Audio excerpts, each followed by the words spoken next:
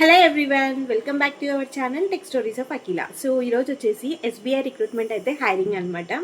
So ఈ హైరింగ్లో junior associate రోల్స్కి అయితే hire చేసుకుంటున్నారు. It's and government job. So మీరు ఎవరైనా ఓకే నాకు రీజనింగ్ వచ్చు అండ్ బీటెక్ స్టూడెంట్స్ అయినా సరే ఎవరైనా సరే and any graduate degree complete అయిన వాళ్ళు ఎవరైనా ఉంటే జూనియర్ అసోసియేట్ రోల్స్కి అయితే అప్లై చేసుకోండి. అండ్ 20 నుంచి 28 వరకు కూడా ఎలిజిబిలిటీ, మీకు లాస్ట్ ఏజ్ 28 ఇయర్స్ ఉండాలి. అండ్ సమ్ క్యాస్ట్ రిజర్వేషన్స్ ఉంటాయి. అదంతా ఇప్పుడు చూద్దాం. ఎంత శాలరీ, ఎలా అప్లై చేసుకోవాలి అండ్ ఏం చదవాలి, ఇవన్నీ ఇప్పుడు చూసేద్దాం. అండ్ డైరెక్ట్ లింక్ మీకు డిస్క్రిప్షన్లో ఇస్తాను.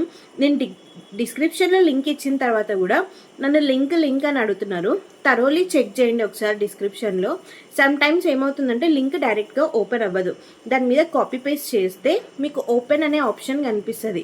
సో అప్పుడు మీరు ఓపెన్ చేసి చూడాలి. Okay, so link in description అన్నామంటే డెఫినెట్గా లింక్ డిస్క్రిప్షన్లో ఉంటుంది. This time I will share in the comment box also. Okay, let's start the video.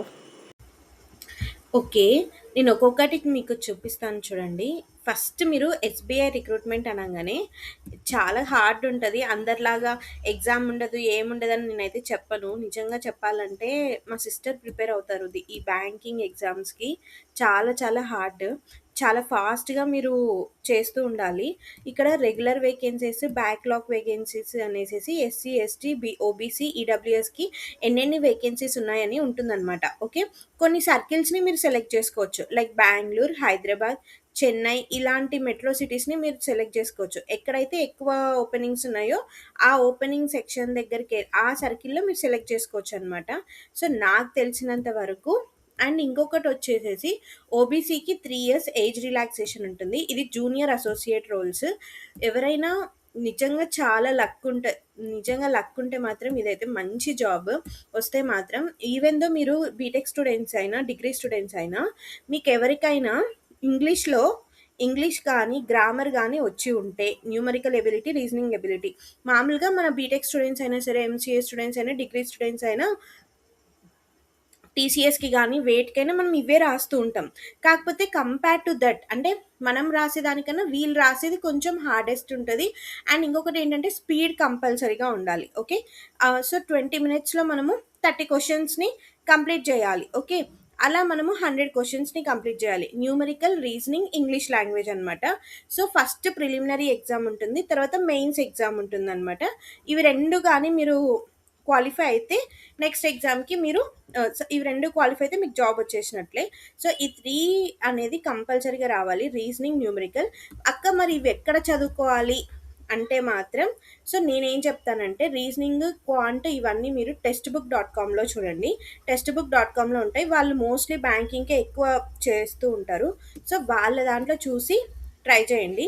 And ఇవన్నీ మీరు క్వాలిఫై అయిపోతే లోకల్ లాంగ్వేజ్ ప్రొఫెషనల్ టెస్ట్ ఉంటుంది. అంటే మీరు 30 daysలో ఈ లాంగ్వేజ్ నేర్చుకునేది ఉంటుంది. అది మాత్రం ఏం కాదు, క్వాలిఫై అయిపోతారు. సో పే స్కేల్ మాత్రం 26,730 రూపీస్ బేసిక్ పేనే. ఓకే, 2 అడ్వాన్స్ ఇంక్రిమెంట్స్ ఉంటాయి ఎవ్రీ ఇయర్. ఓకే, మంచి ఇంక్రిమెంట్ బ్యాంకింగ్లో అంటేనే మంచి శాలరీ. సో ఎవరైనా అప్లై చేసుకోవాలనుకుంటే బీ రెడీ, ఫాస్ట్గా అప్లై చేసుకోండి. అండ్ ఎప్పుడు అయిపోతుంది ఏంటి అనేసి చూద్దాం ఒకసారి. ఫస్ట్ స్టార్ట్ అయింది 11th August నుంచి, రీసెంట్గా స్టార్ట్ అయింది. Closure of registration of application ఎప్పుడంటే 31st August 2026. ఆన్లైన్లో ఫీజు పే చేసేయండి. ఓకే, ఫీజు అయితే ఉంటుంది. నేను అందరిలాగైతే అబద్ధాలు చెప్పలేను, ఎగ్జామ్ ఉండదు అది ఇది అనేసి. కంపల్సరీగా 2 ఎగ్జామ్స్ ఉంటాయి.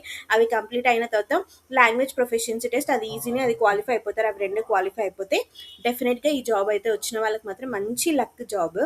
సో త్వరగా అప్లై చేసుకోండి. That's all about the video guys, and please subscribe to our channel. Links in the description.